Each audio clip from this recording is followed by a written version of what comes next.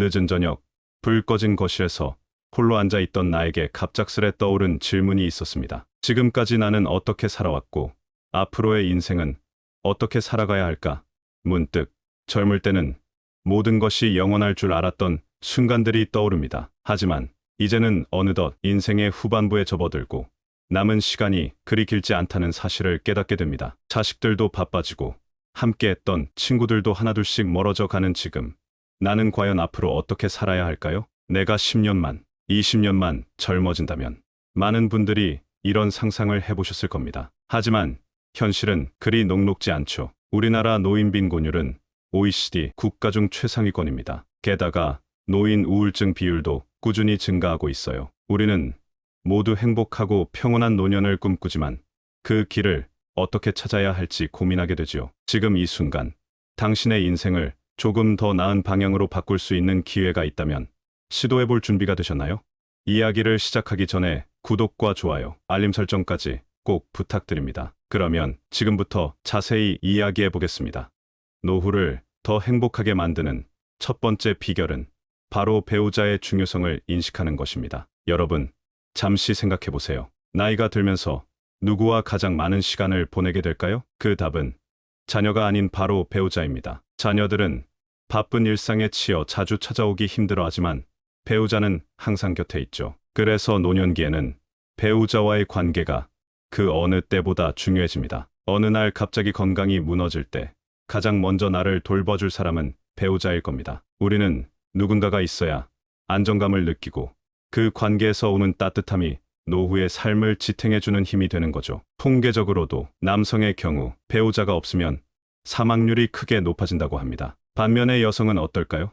재미있게도 남편이 있을 때보다 없을 때 더 나은 삶을 산다는 연구 결과도 있답니다. 하지만 이런 통계에 속지 마세요. 중요한 건 서로를 지지하고 돌봐줄 수 있는 동반자의 존재입니다. 노후의 삶을 함께 나눌 수 있는 사람, 서로를 지지하고 보듬어줄 사람이 필요하다는 것은 변함없는 사실입니다. 배우자는 단순한 동거인이 아닌 우리의 건강과 행복을 함께 만들어가는 파트너예요. 80대에 접어든 한 부부가 있었습니다. 젊을 때는 사소한 일로 다투기도 했고 때로는 서로가 불편하기도 했지만 나이가 들면서부터는 서로에게 더욱 의지하게 되었다고 해요. 남편은 다리 수술을 받았고 아내는 치매 초기 증상을 겪기 시작했지만 그들은 서로를 돌보며 끝까지 함께했습니다. 이처럼 배우자와의 관계는 나이가 들수록 그 중요성이 더욱 커집니다. 그러니 지금 당신 곁에 있는 그 사람, 그 소중한 존재를 잊지 말고 더 깊이 사랑하고 이해하며 살아가야 하지 않을까요? 그렇다면 어떻게 해야 배우자와의 관계를 더 돈독하게 만들 수 있을까요? 먼저 서로에 대한 이해와 배려가 필수적입니다. 나이가 들면서 서로의 습관이나 성격이 변할 수 있어요. 이때 중요한 건 상대방을 있는 그대로 받아들이는 자세입니다. 또한 함께하는 시간의 질을 높이는 것도 중요해요. TV 앞에 앉아 무의미하게 시간을 보내는 대신 함께 산책을 하거나 새로운 취미를 배워보는 건 어떨까요? 이런 노력들이 모여 노년의 삶을 더욱 풍요롭게 만들어줄 거예요. 혹시 지금 배우자와의 관계가 좋지 않다고 느끼시나요? 걱정 마세요. 지금부터라도 늦지 않았어요. 오늘부터 배우자에게 작은 관심과 사랑을 보여주세요. 함께 커피 한 잔의 여유를 즐기거나 잠들기 전 서로의 하루에 대해 이야기를 나누어 보세요. 이런 변화들이 모여 여러분의 노후를 더욱 행복하게 만들어줄 거예요. 기억하세요. 배우자는 단순한 동거인이 아닙니다. 여러분의 노년을 함께할 가장 소중한 동반자예요. 이제 배우자를 새로운 시선으로 바라보고 함께 행복한 노후를 만들어 가봅시다. 노후를 더 행복하게 만드는 두 번째 비결은 무리하지 않는 건강관리입니다. 많은 분들이 간과하는 사실이 있습니다. 무조건적인 치료와 과도한 건강검진이 오히려 건강에 해가 될 수 있다는 점입니다. 80세를 넘어서면 우리 몸은 회복 속도가 느려지고 과한 치료는 부작용을 일으킬 가능성이 커집니다. 젊었을 때와 같은 방법으로 건강을 관리하려고 하면 오히려 더 큰 문제를 초래할 수 있어요. 놀랍게도 노년기에는 과도한 치료나 무리한 건강검진이 오히려 독이 될 수 있습니다. 믿기 어려우시죠? 하지만 사실입니다. 실제로 한 85세 어르신은 젊었을 때처럼 암 검진을 받다가 결국 수술을 하게 되었는데 그 후유증으로 몸이 더 악화되었다고 합니다. 회복은 더디고 일상생활도 힘들어졌지요. 그는 수술 후에 이렇게 말했습니다. 차라리 그냥 놔뒀더라면 더 나았을지도 모릅니다. 노년기에는 오히려 몸의 자연스러운 상태를 존중하며 무리하지 않는 관리가 중요하다는 것을 깨닫게 된 거죠. 그리고 이런 말 들어보셨죠? 운동은 만병통치약이다. 맞습니다. 하지만 노년기에 무리한 운동은 오히려 독이 될 수 있어요. 젊었을 때처럼 격렬한 운동을 하다가 관절을 다치거나 과도한 다이어트로 영양 불균형이 오는 경우가 많죠. 그렇다면 어떻게 해야 할까요? 답은 의외로 간단합니다. 바로 자신의 몸 상태에 귀 기울이기입니다. 먼저 일상생활에 큰 지장이 없다면 과도한 검진이나 치료는 잠시 멈춰보세요. 대신 규칙적인 생활 습관을 유지하는 데 집중해보는 건 어떨까요? 적당한 운동, 균형 잡힌 식사, 충분한 수면. 이 세 가지만 잘 지켜도 건강의 절반은 지킬 수 있답니다. 운동은 어떻게 해야 할까요? 격렬한 운동 대신 가벼운 산책이나 수영, 요가 같은 저강도 운동을 시도해보세요. 이런 운동들은 관절에 무리가 가지 않으면서도 심폐 기능과 근력을 유지하는 데 도움이 됩니다. 식사는 어떨까요? 나이가 들수록 소화 기능이 떨어지기 마련입니다. 그래서 소화가 잘 되는 음식 위주로 조금씩 자주 먹는 것이 좋아요. 그리고 단백질 섭취도 중요합니다. 근육량 유지에 도움이 되니까요. 마지막으로 스트레스 관리도 잊지 마세요. 명상이나 취미 활동을 통해 마음의 평화를 유지하는 것도 건강관리의 중요한 부분입니다. 여러분, 기억하세요. 건강관리의 핵심은 과하지 않게 꾸준히입니다. 무리한 치료나 운동으로 몸을 혹사시키는 대신 자신의 몸 상태에 맞는 적절한 관리를 하는 것. 그것이 바로 행복한 노후의 비결입니다. 노후를 더 행복하게 만드는 세 번째 비결은 친구와의 관계 정리 및 홀로서기입니다. 여러분, 혹시 이런 생각해 보신 적 있으신가요?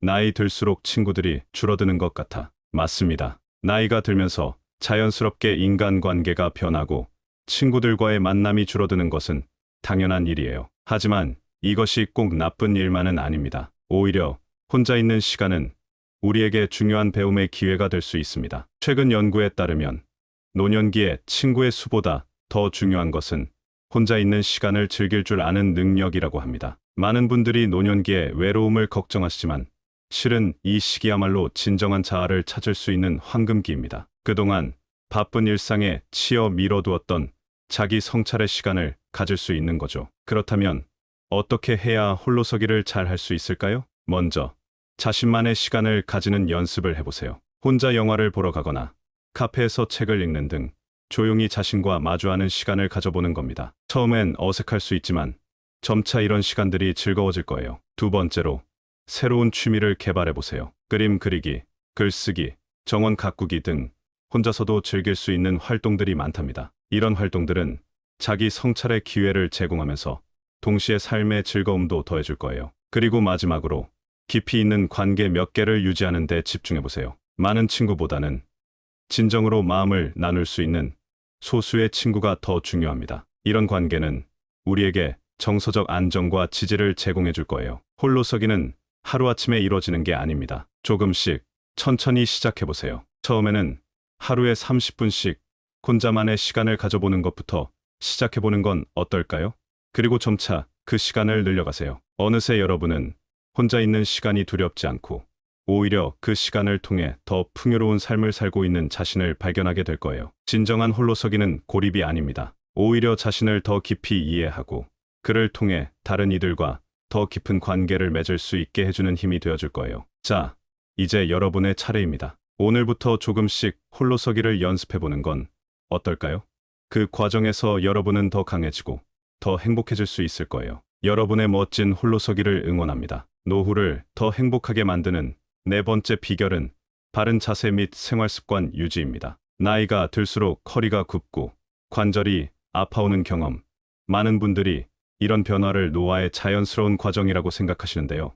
놀랍게도 이는 잘못된 생각입니다. 최근 연구에 따르면 노년기의 신체 변화 중 상당 부분은 잘못된 자세와 생활습관 때문이라고 합니다. 한 70대 어르신은 어느 날부터 무릎 통증이 심해지고 걷는 것조차 힘들어졌습니다. 병원에서는 수술을 권유했지만 그는 마지막으로 스스로 할 수 있는 일을 찾아보기로 했습니다. 그게 바로 바른 자세와 가벼운 스트레칭이었죠. 처음에는 잠깐 앉았다 일어나는 것도 힘들었지만 조금씩 매일 반복하다 보니 점점 무릎의 통증이 줄어들었고 다시 일상생활을 할 수 있을 정도로 몸이 회복되었습니다. 실제로 바른 자세만 유지해도 많은 노인성 질환을 예방할 수 있다고 합니다. 허리를 꼿꼿이 펴고 앉는 습관은 척추 건강에 매우 중요해요. 또한 걸을 때 발끝을 바깥쪽으로 15도 정도 벌리면 무릎 관절에 가해지는 부담을 줄일 수 있답니다.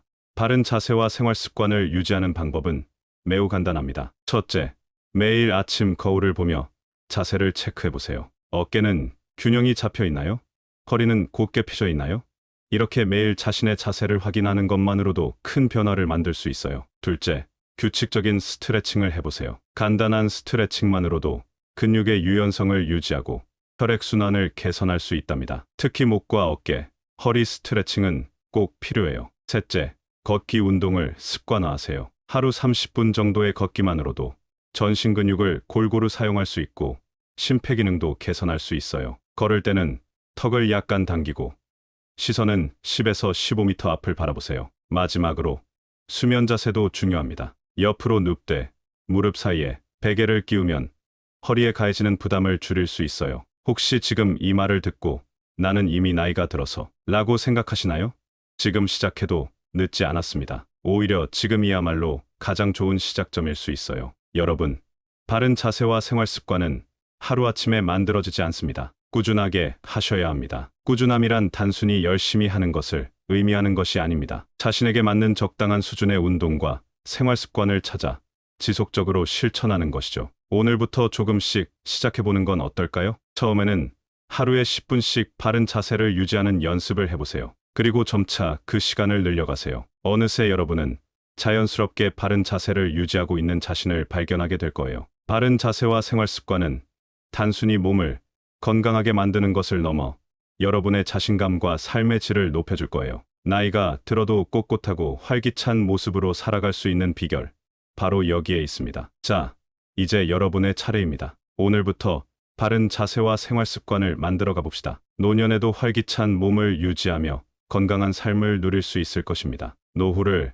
더 행복하게 만드는 5번째 비결은 자녀에 대한 집착 버리기입니다. 아직도 내 자식을 위해서라면 뭐든지 할 수 있어 하는 부모님들이 많이 있습니다. 하지만 이런 생각이 오히려 여러분의 노후를 불행하게 만들 수 있다고 합니다. 믿기 어려우신가요? 많은 부모들이 자녀를 위해 희생하는 삶을 살아왔습니다. 그들의 행복을 위해 재산을 물려주거나 경제적으로 돕는 일이 당연하게 느껴지기도 하죠. 하지만 지나친 경제적 지원은 자녀의 독립을 방해하고 부모 자신도 재정적으로 어려운 상황에 처하게 만들 수 있습니다. 결국 부모와 자녀 모두에게 스트레스가 가중되죠. 한 어머니는 은퇴 후 자녀들을 돕기 위해 자신이 모은 노후 자금을 거의 다 썼습니다. 하지만 시간이 지나면서 자녀들은 점차 연락이 뜸해졌고 어머니는 스스로의 삶을 챙기지 못한 채 점점 고립되었죠. 어느 날 그녀는 문득 이렇게 생각했습니다. 왜 나는 내 삶을 이렇게 희생하며 살아왔을까?